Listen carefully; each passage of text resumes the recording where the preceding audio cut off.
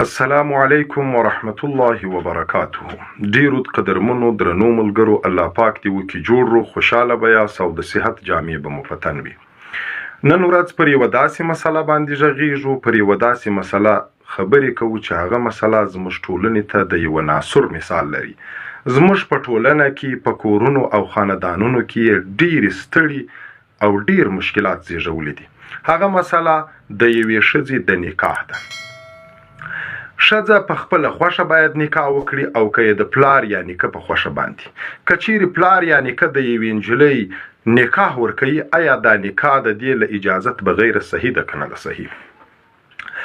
د الله رسول صلی الله علیه وسلم وفرمایل، د نکاح په باب د الله رسول صلی الله علیه وسلم فرمایي چې یو ځوان هلک چې کله نکاح کول وغواړي یا هر هغه څوک چې له یوې نجلۍ سره نکاح کول غواړي باید ویې ګوري وویني. همداسې د الله رسول صلی الله علیه وسلم یوې نجلۍ ته هم د رضا او د خپلې خوښې اختیار ورکړی دی چې یوه نجلۍ چې چاته ودیږي خپل خاوند انتخابوي باید په خپله خوښه او په خپله رضا باندې انتخاب کړي. خو زموږ په مذهب کې د دې مسلې د ښه سنجولو دپاره باید موږ وپوهیږو چې ښځه واده ته په تمه ناسته ښځه دوه ډوله لري. یو هغه ښځه ده چې یو ځل واده شوې، بیا د میړه له طرفه یا طلاق شوې ده او یا هم میړه وفات شوی دی. دغه ښځه د نکاح لپاره واحد یو صورت لري، هغه دا چې په خپله خوله باندې اظهار وکړي چې د فلان سړي سره نکاح کول غواړم، د دې نکاح بیا درسته کېدلی شي. که دا په خپله خوله باندې اقرار ونه کړي، د خپلې خوښۍ اظهار په خپله خوله باندې ونه کړي، تر هغو پورې د دې نکاح قطعا نشي کېدلی. دوهم صورت هغه پیغله نجلۍ چې پر کور ناسته ده، تر اوسه واده شوې نه ده، نه یې میړه پخوانی مړ دی او نه هم دا طلاقه شوې ده، بلکې پیغله نجلۍ ده، تر اوسه یې نکاح نه ده شوې. د دې نجلۍ د ورکولو یا د نکاح کولو درې صورته دي.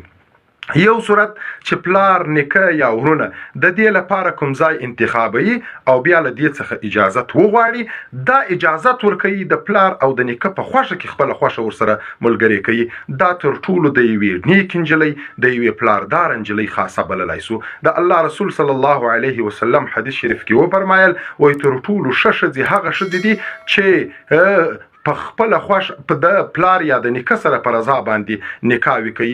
مطلب تر ټولو بدې د الله رسول صلی الله علیه وسلم وایي بدکارې ښځې هغه دي چې له ولي یعنی د پلار یا نیکه یا د ورونو له اجازته او له خوښۍ پرته نکاح وکوي. که څه هم زموږ په مذهب کې د یوې نجلۍ نکاح په خپله خوښه بغیر د پلار او له نیکه له خوښې څخه په خپله خوښه نکاح کول کېدای شي، نکاح بالکل صحیح ده. خو ښه کیسه دا ده، د یو ښه صورت یې دا جوړېدلی شي له خپل ولي سره، که هغه پلار وي، که نیکه وي او که ورونه وي، باید خپله رضا ورسره ملګرې کړي، د هغوی په خوښه باندې نکاح وکړي.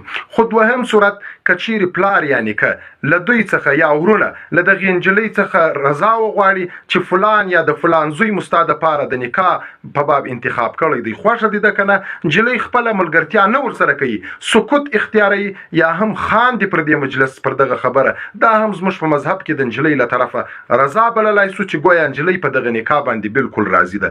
دریم صورت چې خورا زیات مشکلات یې جوړ کړي دي، هغه د نجلۍ انکار کول دي.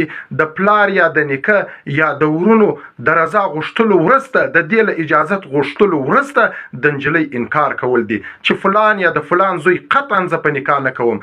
خو پلار یا نیکه د دا په جبر باندې هغوی د خپل لالچ یا د څه مقاصدو پر بنیاد باندې، لکه مثلا ځینې پلرونه دا کوشش کوي چې د اکا زوی ته لور ورکړي، یعنی خپل وراره ته یې ورکړي، په هغه کې به ګټه دا وي چې په میراث کې به دوی په خپله سره ګډ وي، نور څوک به میراث ته نه ورګډېږي. کله کله پلرونه داسې کوي چې د ولور پر بنیاد باندې چې نجلۍ د خپل لالچ پر بنیاد چې پیسې په پیدا کې یو چاته یې په نکاح باندې ورکوي، یا د زیات عمر سړي ته یا کوم معذوره سړي ته، خو نجلۍ انکار کوي چې فلان زه نه په نکاح کوم. دغه صورت زموږ په مذهب کې خورا سخترین صورت دی.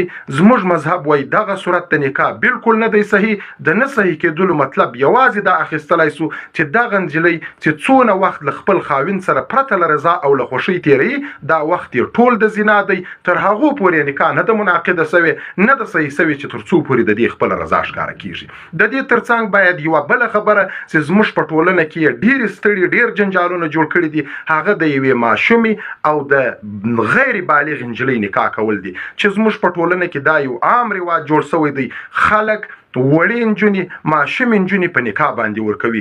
یاد وساتئ دغه وړې نجونې که چیرې له پلار یا له نیکه څخه بغیر بل څوک په نکاح ورکړي، یعنې پلار نه لري یا پلار لیونی دی یا معذوره دی یا ناجوړه دی، نیکه ونه لري، بل څوک یې ولې جوړېږي په نکاح یې ورکوي.